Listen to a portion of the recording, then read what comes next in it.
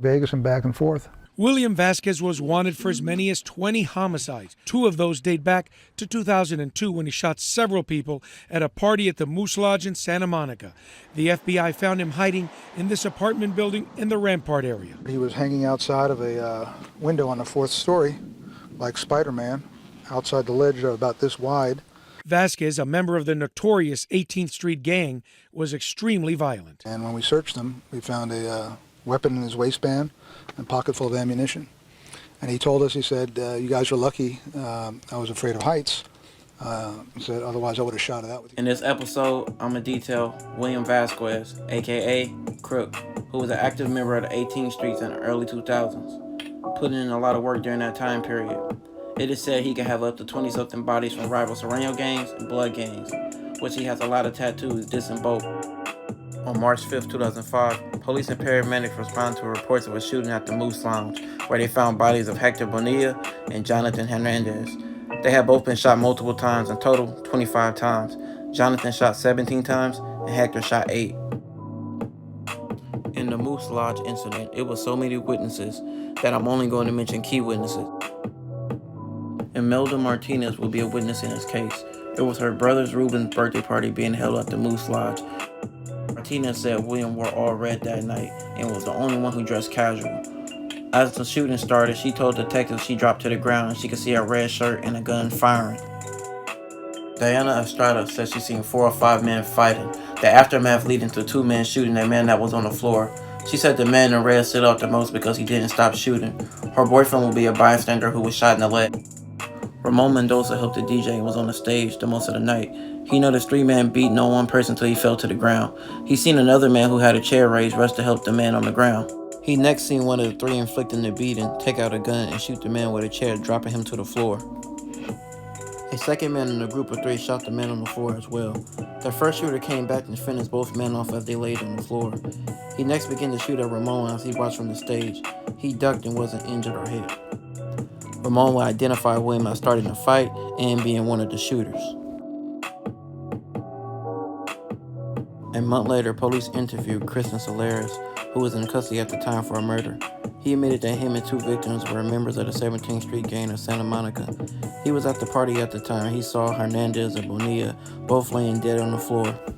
Solares said he seen Hernandez being beat by a group of 3 men, then seeing Bonilla running toward the fight and the man in red firing shots at Bonilla. Then the man in red shooting at Hernandez and Bonilla more as they lay dead. This case would be the reason William Vasquez would be arrested.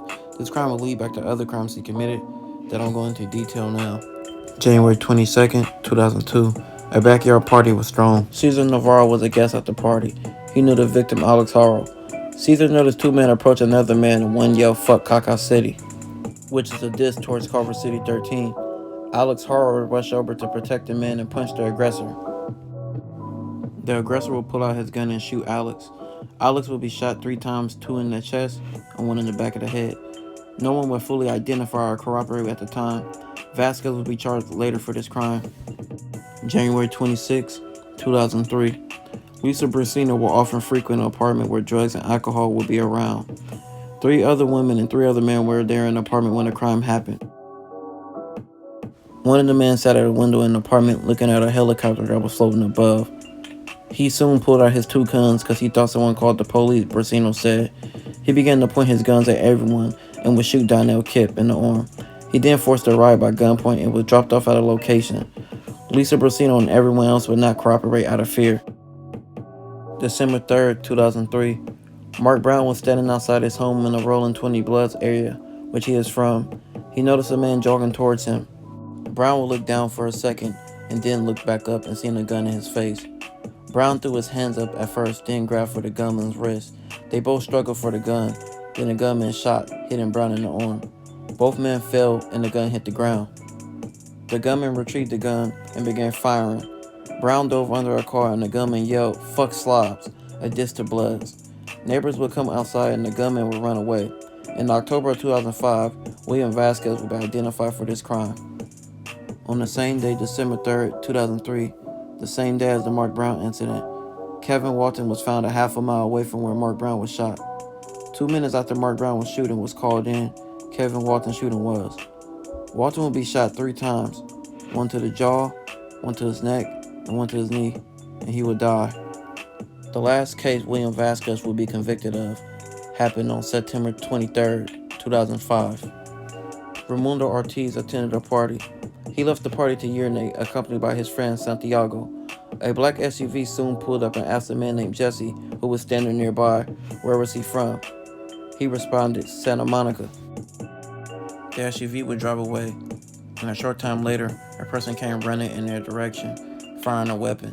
Jesse fell and he would be shot 20 times, 9 of those being in the head, and he would die from the shooting. Raimundo Ortiz would be shot in the leg in the shooting.